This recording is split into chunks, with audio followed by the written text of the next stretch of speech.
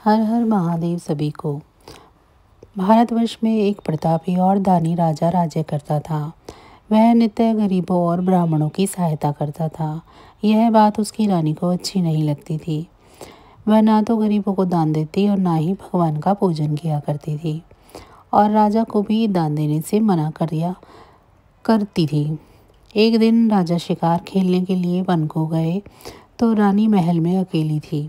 उस समय बृहस्पति देव साधु का वेश बनाकर राजा के महल में भिक्षा के लिए गए और भिक्षा मांगी। रानी ने भिक्षा देने से इनकार कर दिया और कहा कि हे साधु महाराज, मैं तो दान पुण्य से तंग आ गई हूँ।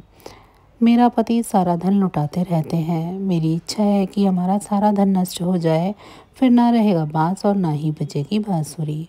साधु ने कहा, देवी तुम तो बड़ी विचित्र हो। धन संतान तो सभी चाहते हैं, पुत्र और लक्ष्मी तो पापी के घर भी होनी चाहिए।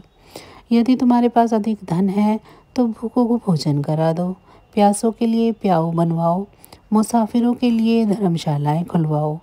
जो निर्धन अपनी कुंवारी कन्या का विवाह नहीं कर सकते हैं उनका विवाह करा दो।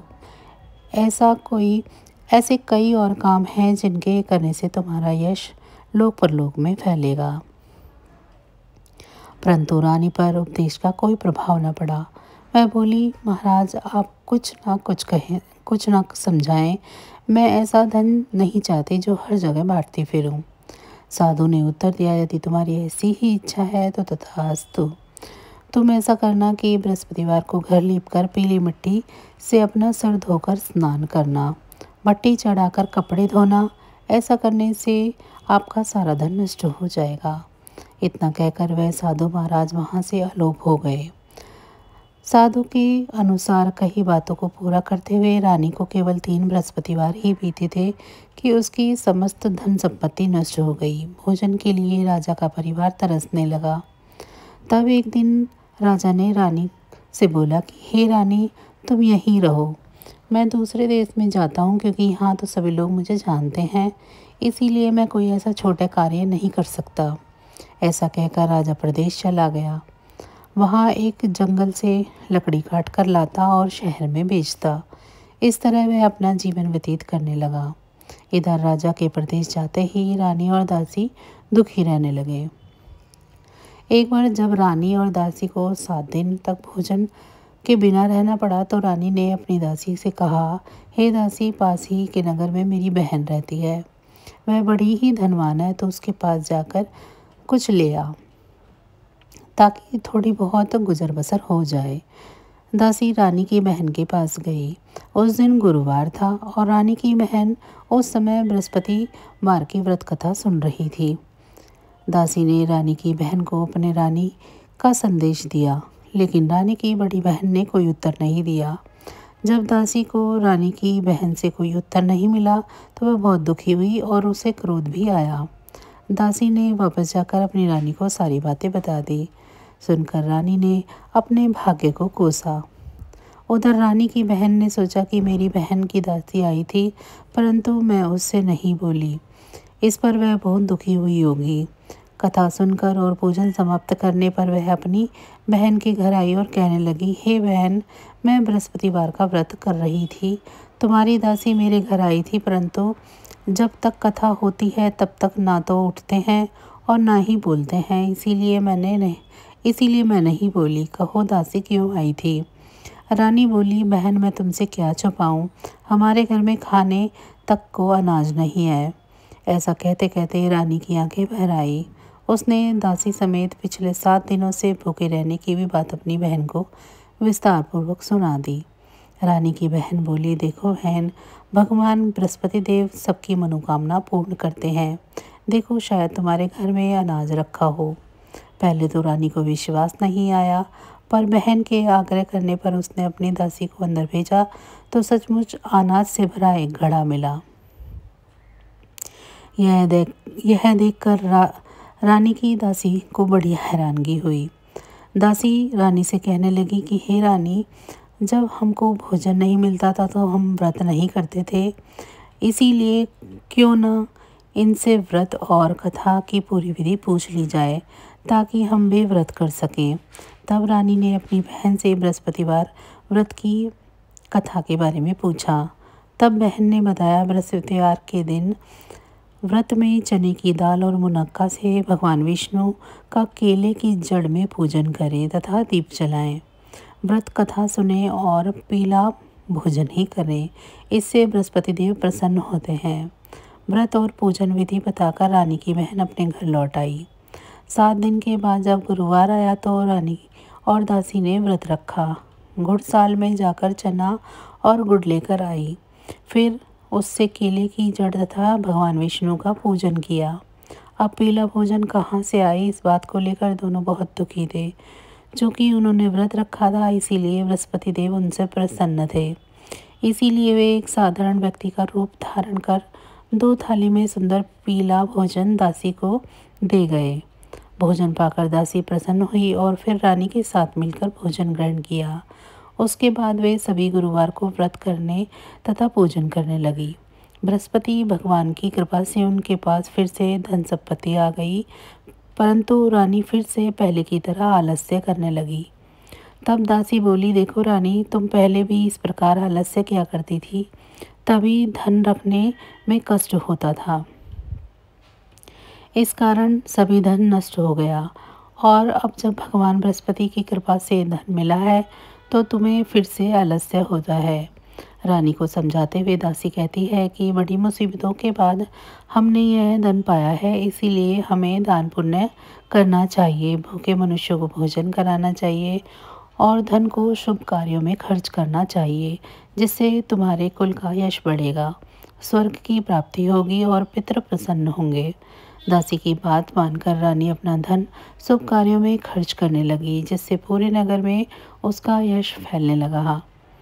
बृहस्पतिवार व्रत कथा के बाद श्रद्धा के साथ आरती की जानी चाहिए। इसके बाद प्रसाद बांटकर उसे ग्रहण करना चाहिए। एक दिन राजा दुखी होकर जंगल में एक पेड़ के नीचे आसन जमाकर बैठ गया। वह अपनी दशा को याद करके व्याकुल होने लगा। बृहस्पतिवार का दिन था। एकाएक उसने देखा कि निर्जन वन में एक साधु प्रकट हुए। वह साधु वेश में स्वयं बृहस्पति देवता थे। लकड़हारे के सामने आकर बोले कि हे लकड़हारे, इस सुनसान जंगल में तो चिंता मग्न क्यों बैठा है। लकड़हारे ने दोनों हाथ जोड़कर प्रणाम किया और उत्तर दिया, महात्मा जी, आप सब कुछ जानते हैं, मैं क्या कहूँ। यह कहकर रोने लगा और साधु को अपनी आत्मकथा सुनाई। महात्मा जी ने कहा, तुम्हारी स्त्री ने बृहस्पति के दिन बृहस्पति भगवान का निरादर किया है, जिसके कारण रुष्ट होकर उन्होंने तुम्हारी यह दशा कर दी है। अब तुम चिंता को दूर करके मेरे कहने पर चलो तो तुम्हारे सभी कष्ट दूर हो जाएंगे और भगवान पहले से भी अधिक संपत्ति देंगे। तुम बृहस्पति के दिन कथा किया करो। 2 पैसे के चने मुनक्का लाकर उसका प्रसाद बनाओ और शुद्ध जल से लोटे में शक्कर मिलाकर अमृत तैयार करो।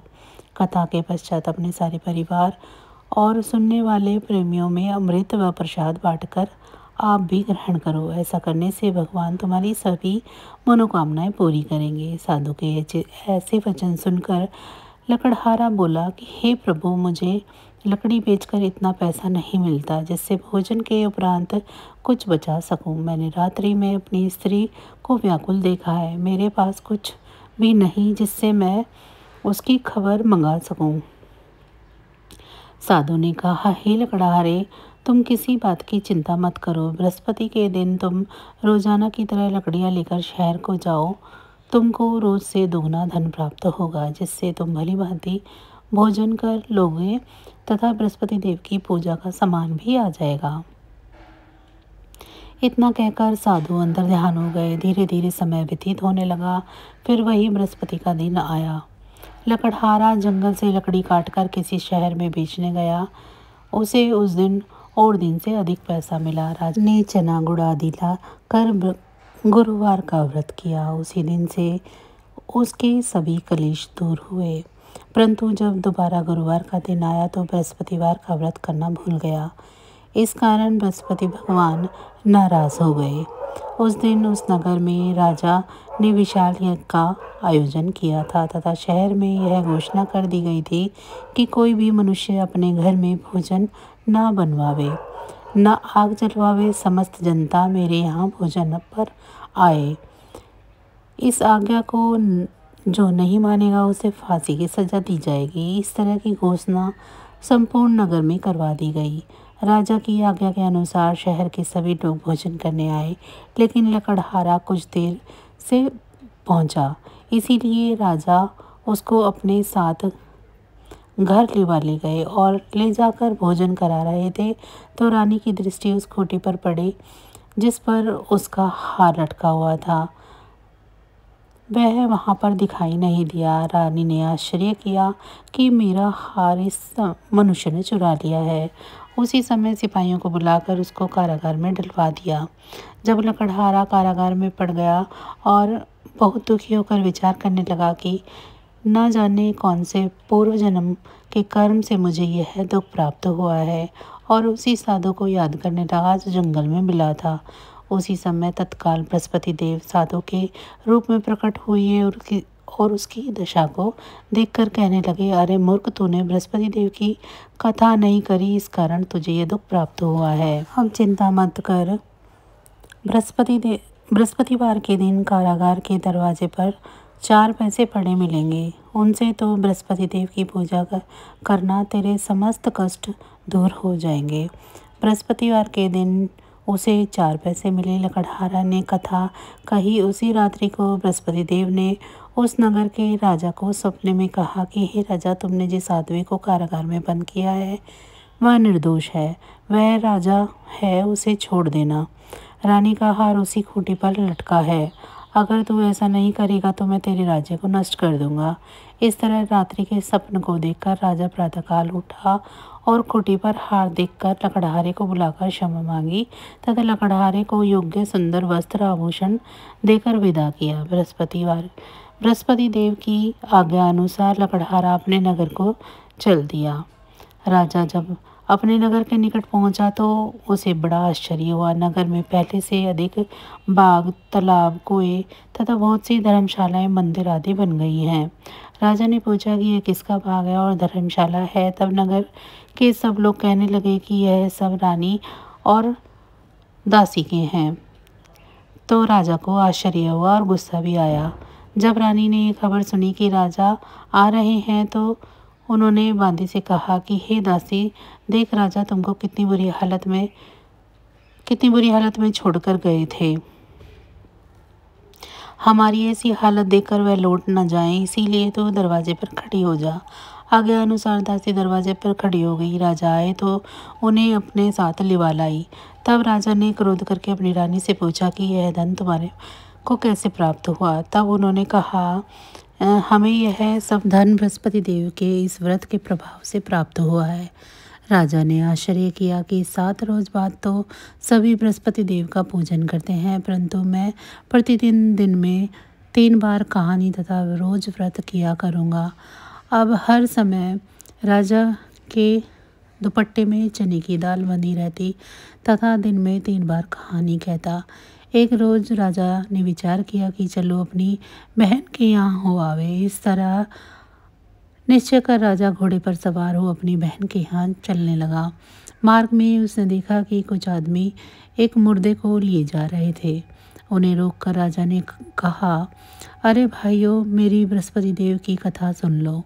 वे बोले, हमारा तो आदमी मर गया है, इसको अपनी कथा की पड़ी है। परंतु कुछ आदमी बोले, अच्छा कहो, हम तुम्हारी कथा भी सुनेंगे। राजा ने दाल निकाली और जब कथा आधी हुई तो मुर्दा हिलने लग गया, और जब तक कथा समाप्त हो गई तो राम राम करके मनुष्य उठकर खड़ा हो गया। आगे मार्ग में उसे एक किसान खेत में हल चलाता मिला। राजा ने उसे देख उससे कहा, अरे भैया, तुम मेरी बृहस्पतिवार की कथा सुन लो। किसान बोला, जब तक मैं तेरी कथा सुनूंगा तब तक तो 4 या जोत लूँगा। जा अपनी कथा किसी और को सुनाना। इस तरह राजा आगे चलने लगा। राजा के हटते ही बैल पछाड़ खाकर गिर गए तथा किसान के पेट में बड़ी जोर से दर्द होने लगा। उस समय उसकी माँ रोटी लेकर आई। उसने जब यह देखा कि अपने पुत्र से सब हाल पूछा और बेटे ने सभी हाल कह दिया। बुढ़िया दौड़ी दौड़ी उस घुड़सवार के पास आई और बोली कि मैं तेरी कथा सुनूंगी तो अपनी कथा मेरे खेत पर चलकर सुनाना। राजा ने बुढ़िया के खेत पर जाकर कथा कही, जिसके सुनते ही वह बैल उठ खड़े हुए तथा किसान के पेट का दर्द भी बंद हो गया। राजा अपनी बहन के घर पहुंचा। बहन ने भाई की खूब मेहमान नवाजी करी। दूसरे रोज प्रातःकाल राजा जगा तो वह देखने लगा कि सब लोग भोजन कर रहे हैं। राजा ने अपनी बहन से कहा, ऐसा कोई मनुष्य है जिसने भोजन नहीं किया हो, वह मेरी बृहस्पतिवार की कथा सुन ले। बहन बोली, हे भैया, यह देश ऐसा ही है। यहाँ लोग भोजन करते हैं, बाद में अन्य काम करते हैं। अगर कोई पड़ोस में हो तो देख आती हूँ। वह ऐसा कहकर देखने चली गई, परंतु उसे कोई व्यक्ति न मिला जिसने भोजन न किया हो। अतः वह एक कुम्हार के घर गई जिसका लड़का बीमार था। उसे मालूम हुआ कि उसने 3 रोज से किसी भी तरह का भोजन नहीं किया है। रानी ने अपने भाई को कथा सुनाने के लिए कुम्हार के यहाँ कहा। वह तैयार हो गया। राजा ने जाकर बृहस्पतिवार की कथा कही, जिसको सुनकर वह लड़का ठीक हो गया। अब तो राजा की प्रशंसा होने लगी। एक रोज राजा ने अपनी बहन से कहा कि हे बहन, हम अपने घर को जाएंगे, तुम भी तैयार हो जाओ। राजा की बहन ने अपनी सास ने कहा कि चली जा, परंतु अपने लड़के को मत ले जाना, क्योंकि तेरे भाई की कोई औलाद नहीं है। बहन ने अपने भैया से कहा कि हे भैया, मैं तो चलूँगी पर बालक नहीं जाएगा। राजा बोला कि जब कोई बालक नहीं चलेगा तो तुम्हें क्या करोगी। वह बड़े दुखी मन से राजा अपने नगर की ओर लौट आया। राजा ने अपनी रानी से कहा, हम निर्वंशी हैं, हमारा मुख देखने का धर्म नहीं है और कुछ भोजन आदि नहीं किया है। रानी बोली, हे प्रभु, बृहस्पति देव ने हमें सब कुछ दिया है, परंतु औलाद नहीं दिए तो वे अवश्य ही देंगे। उसी रात को बृहस्पति देव ने राजा को स्वप्न में कहा कि राजा उठ, सभी सोच त्याग दे, तेरी रानी गर्भ से है। राजा को यह बात सुनकर बहुत खुशी हुई। 9 महीने में से उसके गर्भ से एक सुंदर पुत्र की प्राप्ति हुई। तब राजा बोला, हे रानी, स्त्री बिना भोजन के रह सकती है पर बिना कहे नहीं रह सकती। जब मेरी बहन आवे तो मुझसे कहना मत। रानी ने सुनकर हाँ कह दिया। जब राजा की बहन ने यह शुभ समाचार सुना तो वह खुशी से बधाई देने के लिए भाई के घर आई। तभी रानी ने कहा, घोड़ा चढ़कर तो नहीं आई, गधा चढ़ी आई। राजा की बहन बोली, भाभी, मैं इस प्रकार न कहती तो तुम्हें औलाद कैसे मिलती। बृहस्पति देव ऐसे ही हैं, जैसी जिसके मन में कामनाएं हैं सभी को पूर्ण करते हैं। जो सद्भावना पूर्वक बृहस्पतिवार का व्रत करता है एवं कथा को पढ़ता है, सुनता है, दूसरों को सुनाता है, बृहस्पति देव उसकी सभी मनोकामनाएं पूरी करते हैं। भगवान बृहस्पति देव उसकी सदैव रक्षा करते हैं। संसार में जो मनुष्य सद्भावना से भगवान जी का पूजन व्रत सच्चे हृदय से करते हैं तो उसकी सभी मनोकामनाएं पूर्ण होती है। जैसी सच्ची भावना से रानी और राजा ने उनकी कथा का गुणगान किया तो उनकी सभी इच्छाएं बृहस्पति देव जी ने पूर्ण की थी। इसीलिए पूर्ण कथा सुनने के बाद प्रसाद लेकर जाना चाहिए। हृदय से उनका मनन करते हुए जयकारा बोलना चाहिए। बोलो बृहस्पति देव की जय, भगवान विष्णु की जय। तो बस आज की जानकारी इतनी ही थी। फिर मिलेंगे हम आपको ऐसी ही किसी अन्य जानकारी के साथ अगली वीडियो में। तब तक अगर आपको मेरी जानकारी अच्छी लगी है तो वीडियो को लाइक करें। चैनल को अभी तक सब्सक्राइब नहीं किया है तो चैनल को सब्सक्राइब कर लें और कमेंट बॉक्स में जय श्री विष्णु ज़रूर लिखें। इसी के साथ भगवान विष्णु जी की कृपा दृष्टि आप सभी पर सदैव बनी रहे। आप सभी का बहुत बहुत धन्यवाद।